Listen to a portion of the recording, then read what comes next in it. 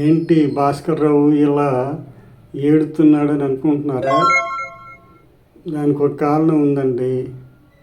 ఏంటంటే మా ఇంటి ఎదురుగా ఉన్న మోహన్ రావు తన భార్యకు ఈరోజే విడాకులు ఇచ్చాడండి. Oh my god.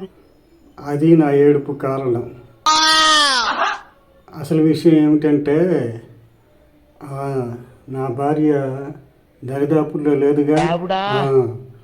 మరే ఆ మోహన్ రావు తన భార్యకు విడాకులు ఇచ్చాడు కదా, ఇక రేపటి నుంచి ఎంతో ఆనందంగా, ఉల్లాసంగా, ఉత్సాహంగా ఉంటాడు.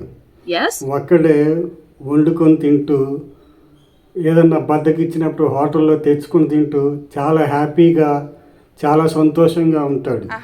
నేనేమల్లా ఈ ఇంట్లో అన్ని పనులు నేనే చేసుకుంటా ఇదిగో ఏడుతూ విచారంగా, విషాదంగా ఉండాలి.